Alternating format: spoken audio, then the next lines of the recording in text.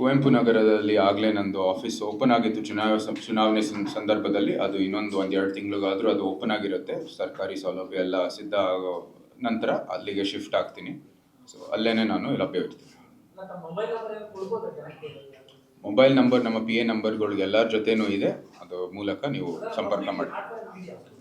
ಅದು ಇದೆ, ಅದು ವ್ಯವಸ್ಥೆಯನ್ನು ಮಾಡಿಕೊಡ್ತೀವಿ. ಮೈಸೂರು ಅಭಿವೃದ್ಧಿಗೆ ಏನು ಯೋಜನೆಗಳು ಕೈಗೊಳ್ತೀರಿ, ಮುಂದೆ ಏನಾಗಬೇಕು ಅಂತ ಪ್ರವಾಸ ಶುರು ಮಾಡಿದ್ದೀನಿ.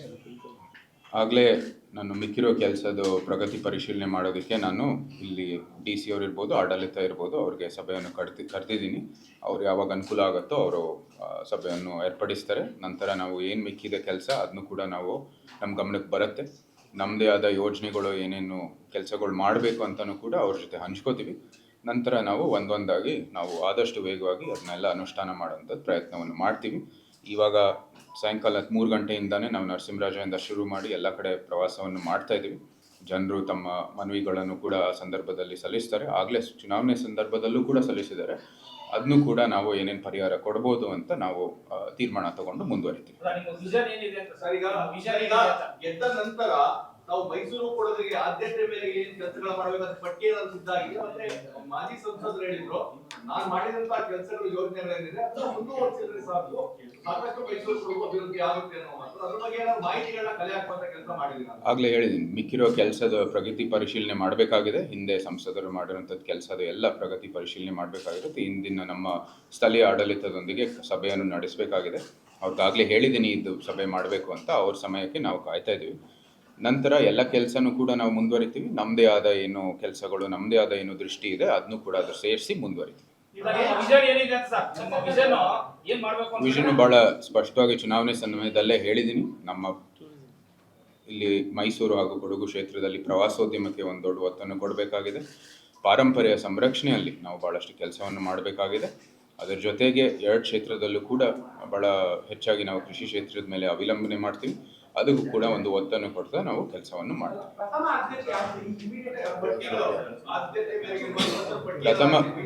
ಪ್ರಥಮ ಆದ್ಯತೆಗಳು ಅದು ಪ್ರಗತಿ ಪರಿಶೀಲನೆ ಆಗಿದ ನಂತರ ನಾವು ಅದು ಹೇಳ್ಬೋದು. ಕಾರಣ ಅಂದರೆ ಮಿಕ್ಕಿರೋ ಕೆಲಸದಲ್ಲೂ ಕೂಡ ನಾವು ಅದಕ್ಕೂ ಕೂಡ ಒಂದು ಸ್ವಲ್ಪ ಗಮನ ಹರಿಸಬೇಕಾಗಿರುವಂಥದ್ದು. ನಂತರ ನಾನು ಹೇಳ್ತೀನಿ. ಸವಾಲುಗಳು ಅಂತ ನಾನು ಸವಾಲುಗಳು ಅಂತ ಆ ದೃಷ್ಟಿಯಲ್ಲಿ ನೋಡೋದಿಲ್ಲ. ಅದು ವೆಲ್ಕಮ್ ಇಟ್. ಆದರೂ ಸಹ ಒಂದು ದೊಡ್ಡ ಕ್ಷೇತ್ರ, ಸೊ ಪ್ರತಿಯೊಬ್ಬರನ್ನು ಭೇಟಿ ಆಗೋದು ಒಂದಷ್ಟು ಸಮಯ ತಗೊಳುತ್ತೆ. ಸೊ ಎಲ್ಲರೂ ಒಂದು ಸ್ವಲ್ಪ ತಾಳ್ಮೆಯಿಂದ ಇದ್ದರೆ ನಾನು ಎಲ್ಲರಿಗೂ ನನ್ನ ಇದು ಧ್ವನಿಯನ್ನು ಮುಟ್ಟಿಸೋಂಥದ್ದು ಕೆಲಸವನ್ನು ಮಾಡ್ತೀನಿ ಅಂತ ನಾನು ಕೂಡ ಹೇಳ್ತೀನಿ. ನಿಮ್ಮದು ಕೂಡ ನಾವು ಏನೇನು ಈ ಕಡೆಯಿಂದ ಈ ಹೊಸದಾಗಿ ಸಂಸದರಾಗಿ ಕೆಲವು ನಮ್ಮ ಕಚೇರಿ ಇರ್ಬೋದು, ಈ ಕಚೇರಿಯಲ್ಲಿ ಸಂಘಟನೆ ಇರ್ಬೋದು, ಅದೆಲ್ಲನೂ ಕೂಡ ಒಂದು ಸ್ವಲ್ಪ ಸಮಯ ತಗೊಳುತ್ತೆ ಸಂಘಟನೆ ಎಲ್ಲ ಮಾಡುವಂಥದ್ದು. ಸೊ ಅದಕ್ಕಾಗಿ ನಿಮ್ಮ ಸಲಹೆಯೊಂದಿಗೆ ನಾವು ಸಹಕಾರದೊಂದಿಗೆ ನಾವು ಮುಂದುವರಿತೀವಿ. ದೊಡ್ಡ ಸವಾಲು ನಮಗೆ ಜನರ ನಿರೀಕ್ಷೆ ಜಾಸ್ತಿ ಇರುವಂತದ್ದು ಭ್ರಷ್ಟಾಚಾರ ಮುಕ್ತ ಮತ್ತೆ ಪಾರದರ್ಶಕವಾದ ಆಡಳಿತವನ್ನ ಯದುವೀರವ್ರನ್ನ ನಿರೀಕ್ಷೆ ಮಾಡ್ತಾರೆ ಅಂತ. ಇದ್ರ ಬಗ್ಗೆ ಏನಾದ್ರು ಚಿಂತನೆಗಳಾಗಿವೆ, ಏನಾದ್ರು ಹೊಸ ಪ್ಲಾನ್ ಈ ರೀತಿಯಾದಂತಹ ಆಡಳಿತ ನೀಡಲಿಕ್ಕೆ? ಇಲ್ಲ, ಅದು 100% ನಾವು ಆ ತತ್ವದೊಂದಿಗೆ ನಾವು ಮುಂದುವರಿತಾ ಇರೋದು. ಅದೇ ರೀತಿ ಕರಪ್ಷನ್ ಇಲ್ಲದೇನೆ ನಾವು ಮುಂದುವರಿಬೇಕು ಅಂತ ನಮ್ಮ ಆಸೆ. ಒಳ್ಳೆ ತತ್ವದೊಂದಿಗೆ ಹಿಂದೆ ನಮ್ಮ ಮೈಸೂರು ಅರಸರ ತತ್ವದೊಂದಿಗೆ ನಮ್ಮ ಈಗಿನ BJP NDA ಏನು ತತ್ವ ಸಿದ್ಧಾಂತ ಇದೆ ಅದರೊಂದಿಗೆ ನಾವು ಕೆಲಸವನ್ನು ಮಾಡ್ತೀವಿ.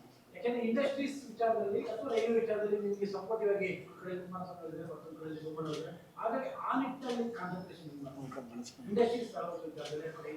ಆಗಲೇ ಮೈಸೂರಲ್ಲಿ ನಮ್ಮ ಕೈಗಾರಿಕೆಗೋಸ್ಕರ ಆದಷ್ಟು ಲೇಔಟ್ಗಳು ಮತ್ತು ಇಂಡಸ್ಟ್ರಿಯಲ್ ಪಾರ್ಕನ್ನು ಕೂಡ ಗುರುತಿಸಿದೆ. ಅದಕ್ಕೂ ನಾವು ಕೂಡ ಒಂದು ಒತ್ತನ್ನು ಕೊಡಬೇಕಾಗಿದೆ. ರೈಲ್ವೆದು ಕೂಡ ಭಾಳಷ್ಟು ಪ್ರೋತ್ಸಾಹವನ್ನು ಕೊಟ್ಟಿದ್ದಾರೆ. ಅದೆಲ್ಲನೂ ನಾವು ಪರಿಗಣಿಸಿ ನಾವು ಮುಂದುವರಿತೀವಿ. ಸರ್, ಪ್ರತಾಪ್ ಸಿಂಹ ಅವರಿದ್ದಾಗ ಒಂದು ಅಲಿಗೇಷನ್ ಏನಿತ್ತು ಅಂದ್ರೆ, ಇಲ್ಲಿ ನಾನು BJP ಸಂಸದ ಇದ್ದೀನಿ, ಅಲ್ಲಿ ಕಾಂಗ್ರೆಸ್ ಗೌರ್ಮೆಂಟ್ ಇದೆ, ನಮ್ಗೆ ಡಿಸ್ಕ್ರಿಮಿನೇಷನ್ ಮಾಡ್ತಾರೆ ಅಂತ. ನೀವು ಇದನ್ನ ಯಾವ ರೀತಿ ಫೇಸ್ ಮಾಡ್ತೀರಾ? ಯಾಕೆಂದ್ರೆ ಬಹಳಷ್ಟು ಅಭಿವೃದ್ಧಿಗಳಿಗೆ ನಮ್ಗೆ ಅವರು ಸಹಕಾರ ಕೊಡ್ತಾ ಇರ್ಲಿಲ್ಲ ಕಾಂಗ್ರೆಸ್ ಸರ್ಕಾರ. ನನ್ನ ದೃಷ್ಟಿ ಇರೋದು, ನಾವೆಲ್ಲರೂ ಜನರು ನಮ್ಮನ್ನ ಆಯ್ಕೆ ಮಾಡಿರೋದು. ಜನರು ಆಯ್ಕೆ ಮಾಡಿದ ನಂತರ ನಾವೆಲ್ಲರೂ ಸ್ಟೇಟ್ಸ್ಮನ್ ಆಗಿ ಕೆಲಸವನ್ನು ಮಾಡಬೇಕಾಗಿದೆ. ನಮ್ಮ ಪದವಿಗೆ ನಾವು ಏನೇನು ಅದಕ್ಕೆ ತಕ್ಕಂತೆ ಹೇಗೆ ಕೆಲಸ ಮಾಡಬೇಕು ನಾವು ಆ ದೃಷ್ಟಿಯಿಂದ ಮಾಡ್ತೀವಿ. ರಾಜಕೀಯ ಇದ್ದೇ ಇರುತ್ತೆ, ಅದನ್ನ ಮೀರಿ ನಾವು ಕೆಲಸ ಮಾಡೋಕ್ಕೆ ಪ್ರಯತ್ನ ಮಾಡ್ತೀವಿ.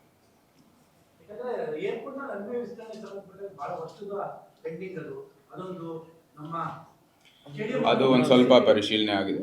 ಅದು ಆಗಲೇ ಬೆಂಗಳೂರಲ್ಲಿ ನಮ್ಮ ಏರ್ಪೋರ್ಟ್ ಅಥಾರಿಟಿ ಜೊತೆ ಕೂತ್ಕೊಂಡು ಚರ್ಚೆಯನ್ನು ಮಾಡಿದೆ. ಅದು ಕೂಡ ಒಂದಷ್ಟು ಮಾಹಿತಿ ಬಂದಿದೆ. ಇನ್ನೊಂದಷ್ಟು ಬಂದಿದ ತಕ್ಷಣ ನಾವು ಕೂಡ ಅದರ ಬಗ್ಗೆ ಏನೋ ಒಂದು ಘೋಷಣೆ ಮಾಡ್ಬೋದು. ಯಾಕಂದ್ರೆ ವಿಮಾನಗಳ ಹಾರಾಟ ಸಂಪೂರ್ಣ ಸ್ಥಗಿತ ಆಗುವಂತಹ ಪರಿಸ್ಥಿತಿಗೆ ಮೈಸೂರು ವಿಮಾನದ ಅದು ನಿಜ. 2010ರಿಂದ ಇಲ್ಲಿ ಯಾವುದೇ ರೀತಿ ಅದು ಪ್ರೋತ್ಸಾಹವನ್ನು ಏನೂ ಇರಲಿಲ್ಲ. ಮತ್ತು ಆವಾಗ ಇದ್ದಿದ್ದ 5 ಫ್ಲೈಟು ಇವಾಗ ಬರೀ ಒಂದಾಗಿದೆ. ಸೊ ಅದಕ್ಕೆ ನಾವು ದೊಡ್ಡ ಒತ್ತನ್ನು ಕೊಡಲೇಬೇಕಾಗಿದೆ. ಭಾಳ ಮುಖ್ಯ. ಪ್ರವಾಸೋದ್ಯಮ ಇರ್ಬೋದು, ಕೈಗಾರಿಕೆ ಇರ್ಬೋದು, IT ಇರ್ಬೋದು, ಯಾವುದೇ ಒಂದು ಕ್ಷೇತ್ರಕ್ಕೂ ಕೂಡ ನಾವು ಪ್ರಮೋಷನ್ ಕೊಡಬೇಕಂದ್ರೆ ಅಲ್ಲೇ ಅದು ಶುರು ಆಗೋದು. ಸೊ ಅದಕ್ಕಾಗಿ ಅದು ಆದಷ್ಟು ವೇಗವಾಗಿ ಅಲ್ಲಿ ಒಂದು ಪರಿಹಾರ ತರುವಂಥದ್ದು ಪ್ರಯತ್ನ ಮಾಡ್ತೀವಿ.